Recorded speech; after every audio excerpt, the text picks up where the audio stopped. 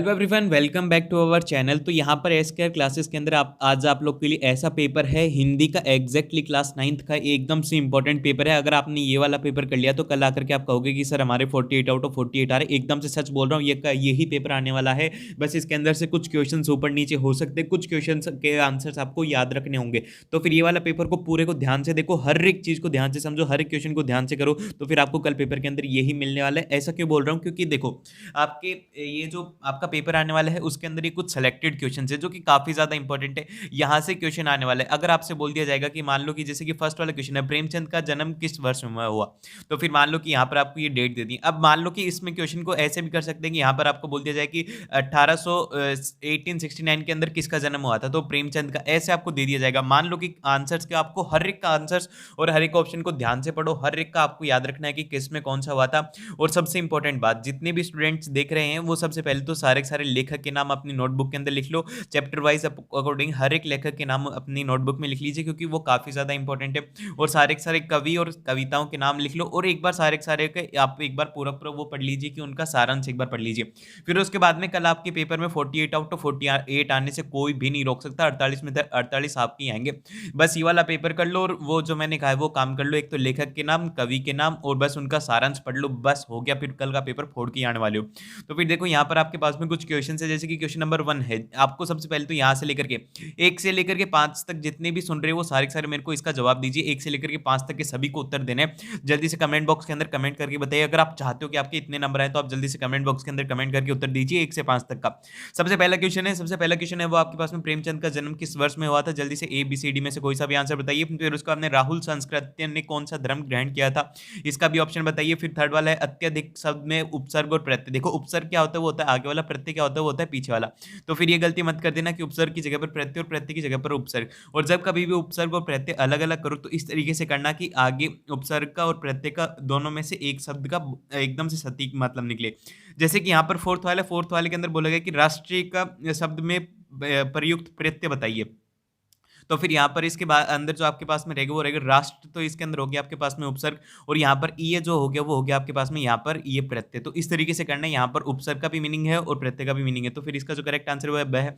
अब बताओ कि कितने लोगों के यहाँ पर ये फोर्थ वाले का आंसर ब है। जिसका गलत हो है कोई बात नहीं, अच्छे से ध्यान रख लो, उपसर्ग और प्रत्यय एक बार पढ़ लो। फिर क्वेश्चन नंबर 5 है। क्वेश्चन नंबर 5 के अंदर है कि कबीर के प्राणिकता रचनाओं की संरचना। तो फिर यहाँ पर बताइए, इसका 5th वाले का आंसर बताइए। और फिर यहाँ पर आपको रिक्त स्थान की पूर्ति करनी है। यहाँ पर क्वेश्चन नंबर 6 और 7 के अंदर आपको रिक्त स्थान की पूर्ति करनी है, ये जल्दी से कीजिए। देन फिर उसके बाद में क्वेश्चन नंबर 8 आता है। Question number 8th 9th 10th, और यहाँ पर ये इस तरीके के क्वेश्चन है जिनके अंदर कि आपको फिल इन द ब्लैंक्स करना है। आपको क्या करना होगा, अपनी नोटबुक के अंदर बस इनके आंसर्स लिख देना, डायरेक्टली आंसर लिख के आ जाना और आपको कुछ भी लिखने की जरूरत नहीं, और एकदम से बढ़िया तरीके से हो जाएगा आपका पेपर।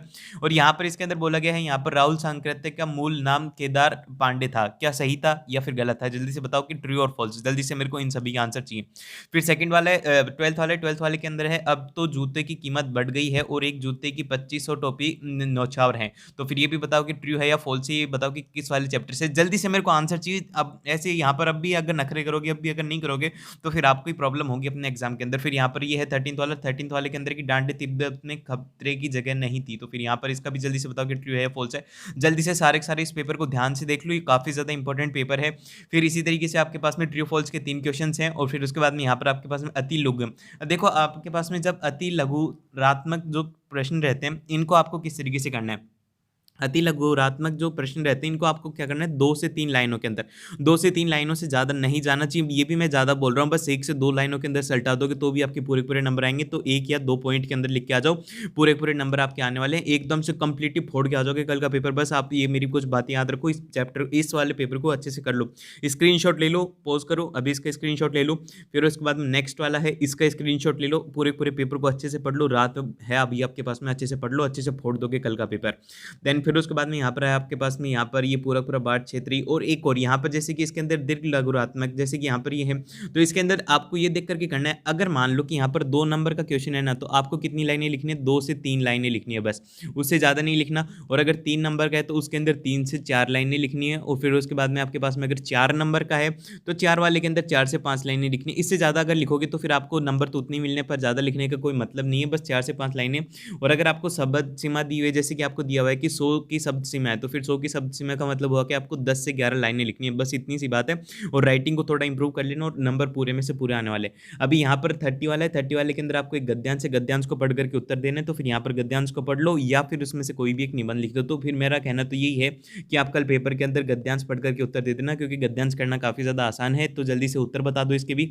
और आई होप कि आप सभी का पेपर कल का बहुत अच्छा हो। Best of luck for your exam, और कल का पेपर बहुत अच्छे से करके आना। और आप लोग को ऐसे पेपर मिलते रहेंगे तो उसके लिए सब्सक्राइब कर लेना।